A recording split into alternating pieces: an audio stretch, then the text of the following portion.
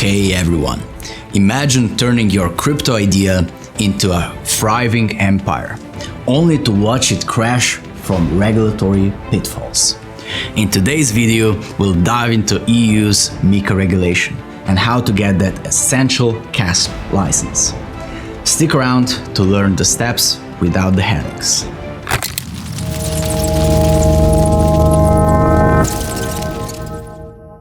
First, a disclaimer. This video is for informational purposes only and does not constitute legal advice. If you would like personalized guidance, you can contact our team or other qualified professionals.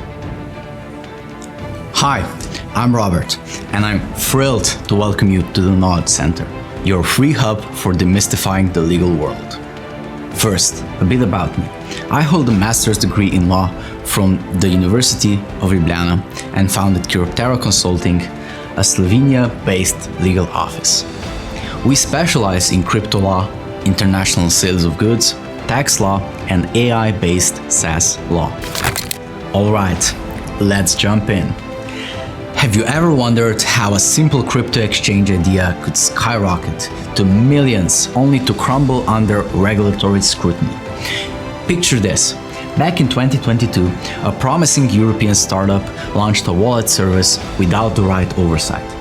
Fast forward to 2025, and it's hit with massive fines for non-compliance. Stories like this show why grasping EU crypto rules is vital in our digital world. That's where the Markets in Crypto Assets Regulation, or MiCA, comes in. It's a total game changer. This unified framework covers crypto assets, their issuers and service providers across all 27 EU member states. MiCA promotes transparency, protects investors, and maintains market integrity. It treats crypto like traditional finance, but tweaks the rules for blockchain unique features. MiCA fully kicked in by December 2024, with stablecoin provisions starting in June that year. If you're an entrepreneur eyeing a crypto business in Europe, you need a CASP license under MiCA. This license makes your operation legit, builds trust, and lets you tap into the single market. Today, we'll break down what a crypto asset service provider, or CASP, is, guide you through the licensing process, cover compliance for services like exchanges or wallets, and talk about transitions for existing firms. By the end, you'll know how to navigate MiCA for a compliant crypto venture. Whether you're a startup founder or investor, this demystifies the path to legal success. Now let's define what a CASP really is and why it matters. What makes your business a crypto asset service provider under MiCA? Simply put, a CASP is any legal entity professionally offering crypto-related services. It's the EU's method to regulate firms handling digital currencies, much like banks, but customized for blockchain. Per MiCA's Article 3, crypto asset services include activities like custody, administration, running trading platforms, exchanging crypto for fiat or other crypto, and handling orders for clients.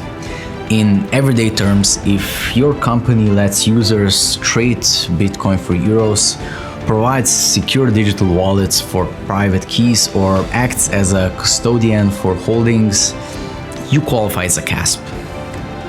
Why does this classification matter? Operating without a license in the EU could lead to penalties up to 5 million euros or 5% of your annual turnover, as stated in MiCA Article 111. The regulation sees this as financial services requiring strong risk management and transparency to avoid disasters like the FTX collapse. For example, exchanges that enable buying and selling must prevent market manipulation. Wallet providers ensure secure storage without unauthorized access. Custodians, who store assets for others, are accountable for any security lapses. If your business serves EU users, even from outside the EU, you must comply. This broad reach protects consumers and encourages innovation. As ESMA guidelines point out, MiCA creates a level playing field while tackling risks like money laundering. Getting CASP authorization isn't just about dodging fines, it's a mark of credibility. Clients trust licensed firms, and investors view them as more stable. So if you're planning a crypto launch, ask yourself, does your model involve trading, storage, or custody? If so, a CASP license is your key to legitimacy. Review your services. List everything you offer and match it to MiCA's CASP categories. Check thresholds. Some small operations might not need it, but most professional ones do. Seek early advice. Use ESMA's website for a self-audit and seek professional advice early on. Ready to navigate the CASP licensing application? It might look intimidating, but let's break it down into a clear path. First, evaluate your business. Does it fit CASP criteria? If yes, prepare for submission. Gather your documents up front. MiCA demands a solid business plan outlining operations, risks, and how you'll mitigate them. Prove you have enough capital. Minimum start at 50,000 euros for basic services and go up to 150,000 euros for complex ones like trading platforms. Include anti-money laundering policies that align with applicable EU law to fight illicit activities. Submit everything to the national competent authority in your chosen EU country, like France's AMF or Germany's BaFin. Pick wisely. Some have faster processing than others. For references, check ESMA's list. Your application must cover governance with fit and proper management, robust cybersecurity, and consumer protections like clear disclosures. The review process takes 3 to 6 months. NCAs check if you're resilient and have systems for handling complaints. As MiCA Article 59 says, authorization comes only if you meet all requirements. Once approved, you get the passport to operate across the EU without reapplying. But remember, it's ongoing. Expect quarterly reports, annual audits, and updates to guidelines. What are some common pitfalls? Incomplete AML documents or lowballing capital needs. To avoid them, plan your timeline. Apply early, especially after transitions end. Also, plan a budget for experts. Prepare sufficient funds to hire legal and other experts to facilitate the licensing process. Test compliance. Run mock audits before submitting your application. Mastering this builds a trustworthy foundation for your crypto business under MiCA. Let's zoom in on specific compliance for exchanges, wallets, and custodians. How do these services meet MiCA's rules? Each has tailored requirements focused on safety and fairness. Exchanges must ensure fair order execution and real-time price transparency, like traditional stock markets. Article 76 calls for non-discretionary rules to match orders and prevent abuse. Your systems need to spot manipulation and report it.